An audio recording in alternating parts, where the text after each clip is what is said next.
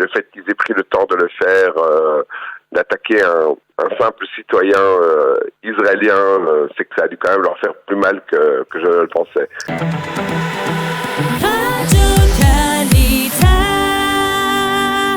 Nous sommes en ligne avec Laurent Siget. Laurent, bonjour, Boker Tov.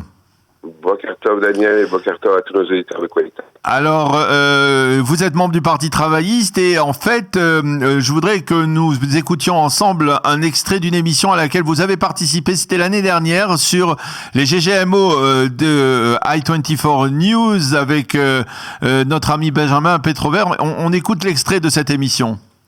Je crois que vous devriez rebaptiser, madame, votre parti, non pas la France insoumise, mais la France soumise aux islamistes. Je crois que ça conviendrait mieux à votre politique, parce que je ne crois pas que vous compreniez très bien ce qui se passe ici, et je le dis en tant qu'homme de gauche, en tant que progressiste, je ne crois pas que vous compreniez très bien ce qui se passe ici en Israël. Vous représentez un parti qui n'est pas anti-sioniste, mais qui est carrément un parti, je le dis, et je n'ai pas peur des mots, je ne mâcherai pas mes mots ce soir, est un parti antisémite, et je vais vous dire pourquoi. Parce que vous remettiez en cause la politique, Madame Obono, je vous ai... Attendez, je vais vous...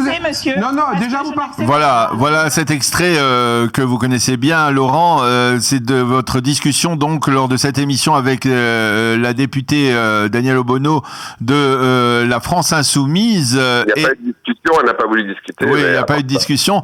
Alors, il n'y a pas eu de discussion, mais à la suite de cela, eh bien, le parti de Jean-Luc Mélenchon a décidé de porter plainte contre vous. Alors, où en est la procédure ?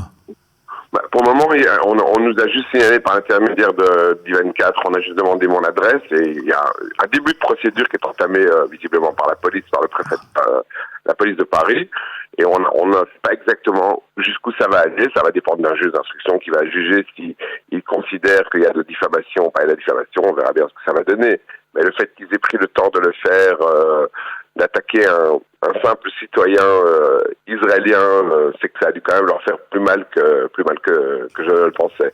Moi, je croyais à la base qu'ils ne le feraient pas. Je les prenais pas très au sérieux parce que je pensais pas qu'ils allaient perdre leur temps pour ça. Mais bon, s'ils veulent du combat, il y en aura, parce que moi j'ai pas de problème à justifier ce que j'ai dit. Alors justement, lorsque vous lancez cette accusation, qu'est-ce qui vous a irrité, on va dire, dans le comportement de la France Insoumise et de Danielle Obono en particulier peut-être?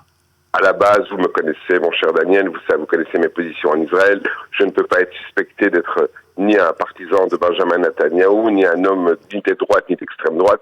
Donc déjà, à la base, ils n'ont pas avec moi ce genre d'argument en disant que je suis contre la France insoumise parce que j'ai des positions de droite ou d'extrême droite et que je suis un soutien fervent de M. Netanyahou.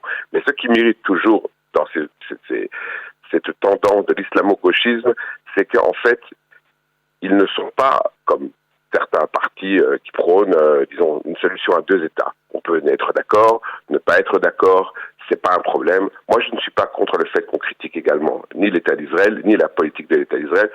Tout pays et toute personne peut être critiqué. Le problème, de fond, il n'est pas là. Ce qui me gêne, c'est qu'ils ne nous reconnaissent pas le droit à l'existence. Ce qui me gêne, c'est qu'ils remettent en cause le fait qu'on puisse être un État juif. Un État pour les Juifs, un État juif, ça les gêne. Quand vous regardez leur programme électoral, il y a des références à 1948. Ils sont pour le retour, par exemple, des réfugiés palestiniens de 1948. Le retour des réfugiés palestiniens à l'intérieur des frontières de l'État d'Israël, ça veut dire la fin de l'État d'Israël. Comme ils ne sont pas totalement idiots, ils savent très bien ce que ça veut dire.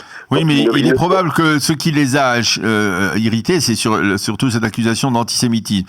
On peut être effectivement contre l'État d'Israël, mais est-ce qu'on est obligatoirement antisémite Pas du tout. Alors, là où le bas blesse, c'est qu'effectivement, d'abord, ils soutiennent le BDS. Le BDS, qui est le boycott des investissements et sanctions. Ce qui est marrant pour un parti dont le leader soutient l'ancien dictateur du Venezuela, qui est prêt à aller en Chine, qui est prêt à soutenir l'Arabie Saoudite, qui commet un génocide actuellement au Yémen. Sur là, ils n'ont aucun problème moraux, aucun problème de droits de l'homme. Il y a un problème il y a un pays où il y a un problème avec les droits de l'homme, c'est Israël. Et ça m'irrite au plus haut point, parce que c'est de l'hypocrisie et je n'aime pas l'hypocrisie. Je suppose que vous avez pris un avocat. Quelles sont vos chances de repousser cette requête, en tout cas, cette plainte? Pour le moment, comme il n'y a pas encore vraiment, ça n'a pas été instruit par un juge d'instruction, nous ne savons pas si ça va être mis à charge ou pas. Il y a une plainte qui a été déposée. On m'a dit qu'il y a une plainte qui a été déposée, donc j'ai reçu une copie de la plainte. Et effectivement, il m'attaque en diffamation. Mais je serais ravi, plus que ravi, croyez-moi, mon cher ami, de partir à Paris et de défendre l'État d'Israël et de défendre l'image d'Israël auprès des juges français. Je n'ai aucun problème avec ça. Aucune peur, et je vous dirais à la limite, ça me donne très envie d'avoir ce joug avec les insoumis, parce que finalement, ça met les choses carte sur table. Vous savez, lorsque nous avons fait cette émission à I24, nous avons eu à plus d'1 million de vues sur Twitter. 24 articles dans le monde entier, y compris des références dans le New York Times, où on a parlé de cette députée de la France Insoumise qui est partie. Parce qu'en finalement, il n'y a pas eu de débat, parce qu'elle n'a pas voulu débattre. Alors, ils ne veulent jamais débattre. Une dernière question, il nous reste une minute, Laurent. Le fait que Mélenchon ait obtenu, on va dire, près de 24%, près d'un quart des voix au premier tour des présidentielles, ça vous inquiète? Non, parce que oui et non. À la vérité, c'est que beaucoup de gens ont voté stratégiquement, comme on le fait dans beaucoup d'endroits. Beaucoup de gens ont voté stratégiquement pour Mélenchon, plus parce qu'ils voulaient éviter un deuxième tour Le Pen-Macron, que parce qu'ils aiment vraiment Mélenchon. On verra ce que ça donne. Vous voyez, les premiers sondages pour les législatives ne sont déjà pas aussi bons que les sénateurs. Ils ne sont pas dans les 22% législatives. Ouais. Ils n'auront pas un quart de la